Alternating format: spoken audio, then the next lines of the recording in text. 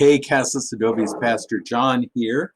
A little bit to talk about Funday School and the lessons we're learning this week. So, this week we are hearing stories about kings and queens and a princess and what it means to live authentically, live in joy, and live in reality. And then we're also going to kind of touch base on what it means to be in a fantasy and live in a fantasy. So the stories will be in the Old Testament. We're continuing, or in the Hebrew Scriptures, we're continuing the story of King David. And now King David has been made a king, and now he is setting up his capital city in Jerusalem. And the first thing that David needs to do is he needs to bring what they call the Ark of the Covenant, which is, if you saw the movie Raiders of the Lost Ark, that's the big ark, and they're carrying that into the new city, because in the old days it was kind of traveling around. Okay, it really didn't have a place to sit. We didn't have a temple, and it didn't really have a capital city where it could rest. And so David is now hoping that now that they have a capital city that they can bring the ark there. They will set up the tent where it stays, and then maybe they can start thinking about building a permanent home for God's Ark of the Covenant. And so David is so happy. He is filled with the Spirit of God. He's just dancing, and they're bringing imagine a parade where they're coming in and they're bringing in this big ark that represents God, and David's in front of it just dancing for joy because he is so happy. In fact, he's so happy he takes all of his clothes off. And so I don't know if we would be that happy to do that in public, because you might get a ticket and take it off to jail. But David's doing this, and he's dancing around, and he's just happy, and he's living in that joy that comes from living in God. And his wife, whose name is Michael, and it sounds like our boy named Michael, but it's C-A-L, Michael. She's King Saul's daughter, and she's not happy. She's not happy because one, her family's out of power, and two, here's her husband dancing around naked, and she's just really angry. And the sad thing is that she's not sharing in the moment of joy.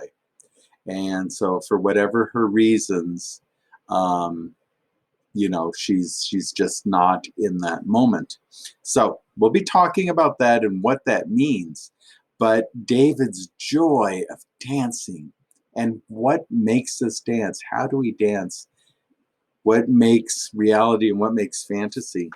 I don't know if you guys look at Disney or know about Disney, but those are the Disney princesses. And the Disney princesses have challenges, and but the thing is things always pretty much work out for them.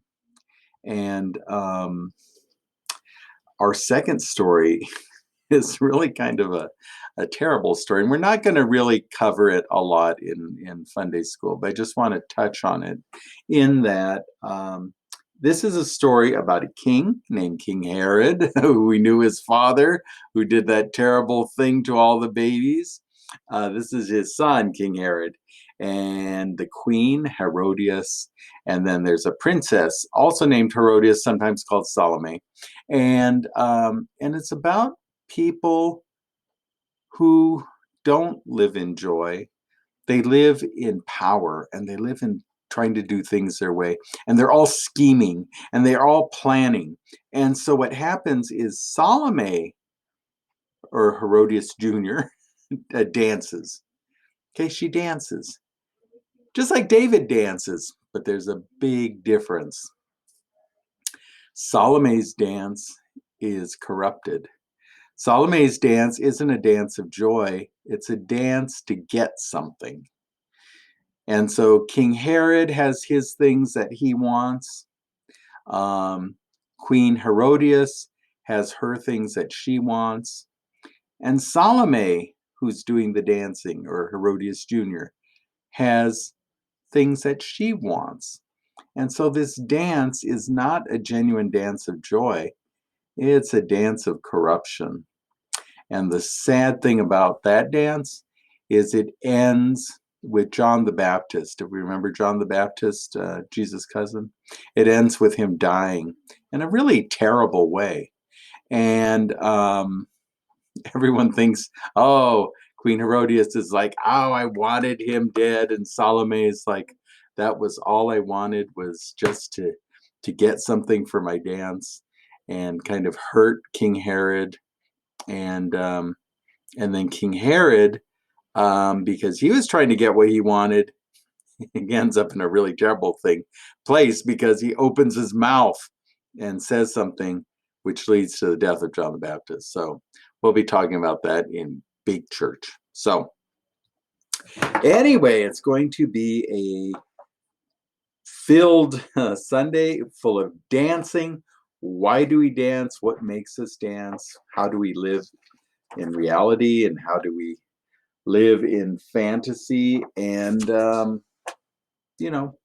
how can we be better people and live in the joy of being with God and doing things God's way? So, as always, you need to be safe, you need to be well, and of course, be a blessing.